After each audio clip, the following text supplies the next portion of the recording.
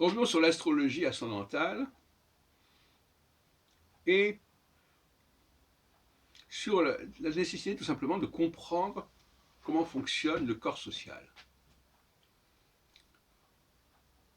Au XVIe, XVIIe siècle, notamment avec William Harvey, on a mieux compris la circulation sanguine. Bon. Comprendre la circulation sanguine, c'est simplement comprendre comment les choses fonctionnent. Ça n'a pas d'objectif en soi, ça ne change pas fondamentalement les choses. De la même façon, pour moi, alors qu'il est, l'astrologie ascendantale n'est pas censée spécialement servir à quelque chose.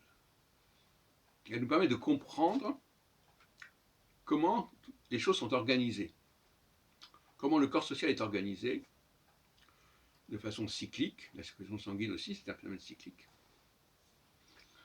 Et oui, le cœur, ça vient, ça ressort, etc. Bon. Le cœur est un élément central qui est alimenté et qui après alimente. Etc. Donc, je pense qu'il faut en rester à une position relativement modeste.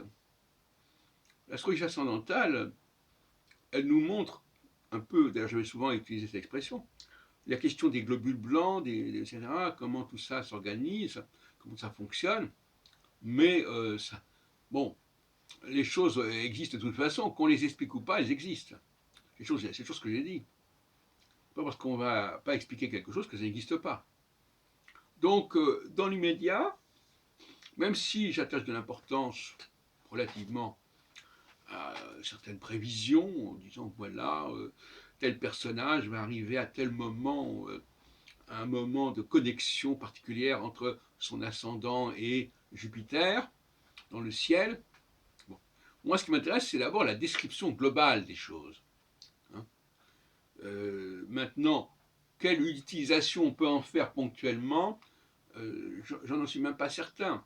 Parce que l'astrologie ascendantale laisse une certaine une certaine marge de manœuvre. On ne sait pas combien de personnes sont impactées par ces connexions. Hein.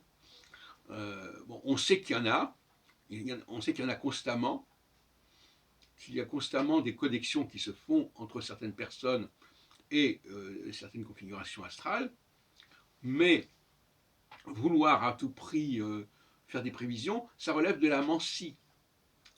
Et cette dimension divinatoire ne m'intéresse pas spécialement. Quand un système est valable, on n'a pas besoin de le mettre en pratique. On n'a pas besoin de faire des démonstrations. C'est quand il est douteux qu'on doit faire des démonstrations.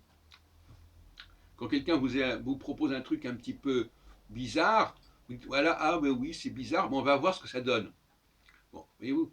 Mais quand quelque chose est cohérent, je crois que d'ailleurs c'est ce qu'on appellerait la démarche scientifique. La démarche scientifique, c'est on propose une chose cohérente. Par exemple, si on prend le cas de l'astronomie, les travaux de Copernic, de Kepler, de Newton, etc., n'avaient pas pour objectif d'avoir une quelconque utilisation en définitive. C'est tout à fait secondaire. On peut faire de la bonne astronomie pratique avec le système de Ptolémée. Bon, hein, bon. D'un point de vue pratique, bon. Mais d'un point de vue intellectuel, d'un point de vue épistémologique, il est important de comprendre, de mieux comprendre comment les choses fonctionnent. Voilà, je crois que alors, deuxième moment, il y a aussi la question théologique. Il est important de comprendre qu'il y a un système qui s'est mis en place.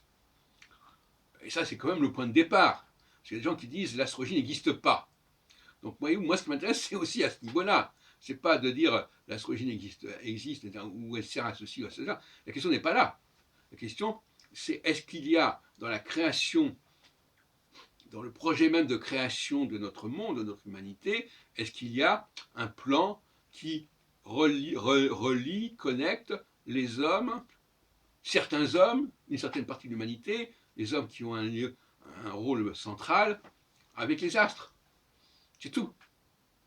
C'est tout ce qu'on demande, voyez-vous. Donc moi je pense qu'il faut avoir une position extrêmement modeste et limitée, tout simplement reconnaître que dans le champ de la création au sens biblique du terme, les astres ont joué un rôle et qui jouent un rôle dans l'organisation de notre société.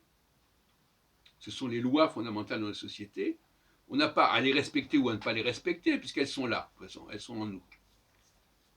Et deuxièmement, on n'est pas dans la divination, on n'est pas dans la prédiction, on essaye simplement de montrer comment les choses fonctionnent, et par contre, je dirais qu'il y a des possibilités de dysfonctionnement. Et effectivement, si on empêche les personnes qui ont un vrai potentiel de jouer leur rôle dans la société, eh bien, c'est une sorte de carence qui va être très coûteuse pour la société en question.